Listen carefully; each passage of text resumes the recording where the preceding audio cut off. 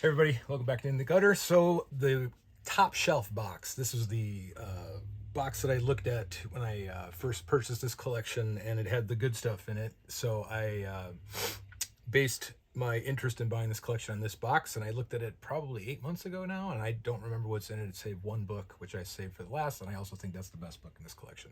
So I'm just gonna unveil it here, and let's have a look.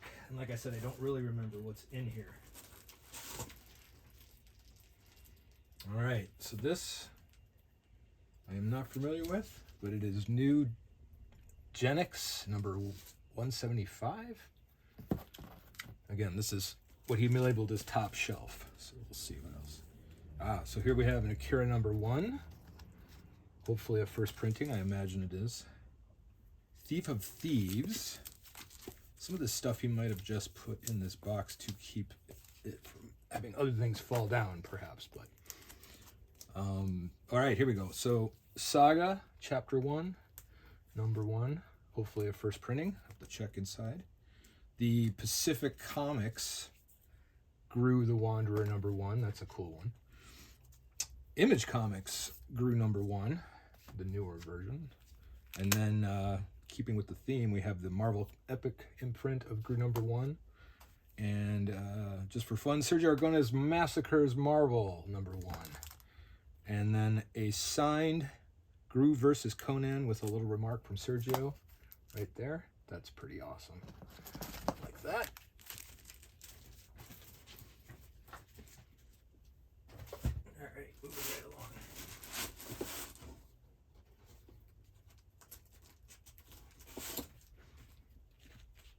We have a Monstrous numbers 1 and 2.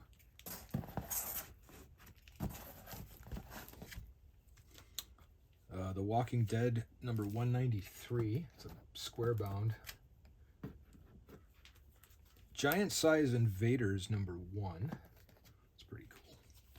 Then a few more invaders. We have number 9, number 13, and number 1. All right. And then there's some Silver Age Thors with 154. And 155, and the number is torn off of this one, but it's written as 167 on this little dollar tag. Worth every penny.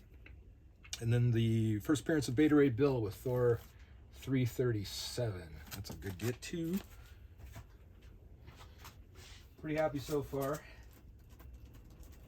Top shelf is a interesting term for some of these books, but we'll keep going. Captain America Silver Age 107. Not too shabby. All right, getting into the bronze, we have 120. And then 200, which may be in copper at this point. 207. 202. 213. All right. And we have a run of the NAM issues 1, 2, 3, 4, 5, 9, and 10. Ba-doom.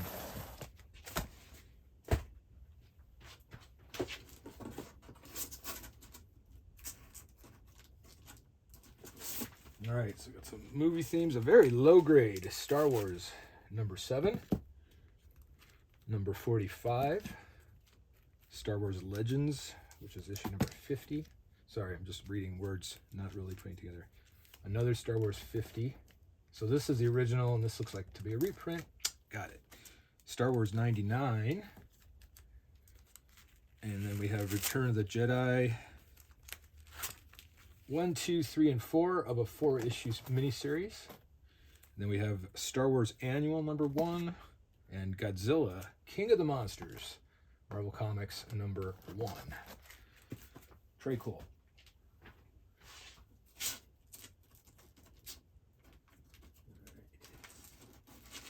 Split these up by character a little bit, I see. All right, there's a lot of these, so let's do this in 2 parts. All right, we have a Punisher number 1 from the regular series, the first regular series. Uncanny X-Men 148 with a Dazzler appearance. Superman Red Sun, an Elseworld story. I assume once 1, 2, and 3, hopefully complete. Then we have, you can hear the stickiness of the backs. All right, here we go. So we have Batman. 404, Year 1, Part 1. 405, Year 1, Part 2. 406, Year 1, Part 3. And 407, Year 1, Part 4. Possibly the best Batman story ever written. Maybe arguably. But with that in mind, there's also this bad boy in the wrong order. Actually, it's not. He's missing number 1, but he has book 2, 3, and 4 of Batman The Dark Knight Returns. And then we have a first printing of The Killing Joke, arguably the best Batman story ever written. Batman 497, The Backbreaker with Bane. And then we have 2 copies of Batman 500.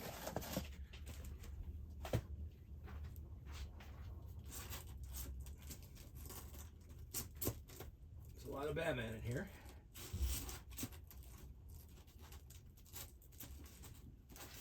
Okay. Batman 356. Batman 368, which I believe is the first Jason Todd in the classic Robin outfit. Batman 400 with a little bit of work from every single person. We have the Death in the Family series, The Death of Robin. Batman 426, 27, 28, 29 with The Death of Robin right there. Mike Mignola covers, very cool. And a set of Jim Starlin and Bernie Wrightson's Batman The Cult.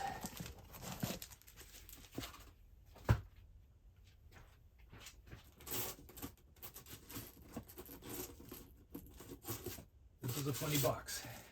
All right. Now we have Batman, 2 copies of Batman 608. I believe this is the second print with the Jim Lee cover. That's very popular. And this, I think, is the first print. Correct me if I'm wrong.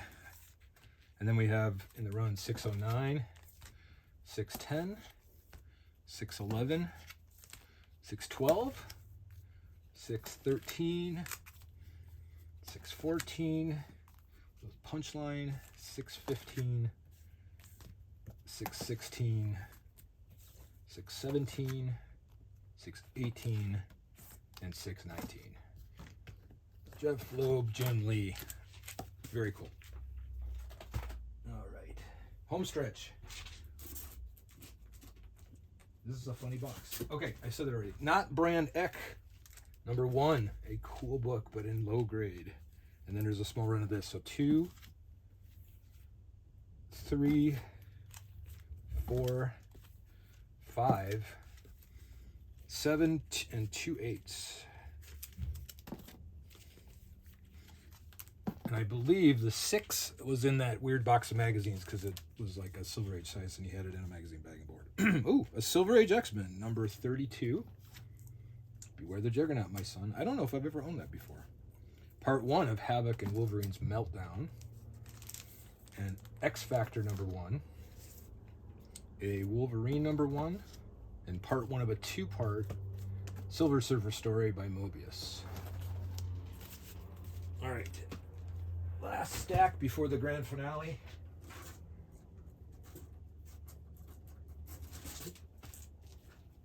A well-loved Amazing Spider-Man number 25. Probably a 0.5 on that one. And then we have number 40. Number 44. These are all pretty low grade. 45. 46. 47. Gotta love those. Amazing Spider-Man 252, a newsstand edition with considerable spine ticks on the side, but a classic nonetheless. And then a more modern classic, Web of Spider-Man 1, and an even more modern classic, Spider-Man 1, the black cover. All right, and the grand finale book, as promised,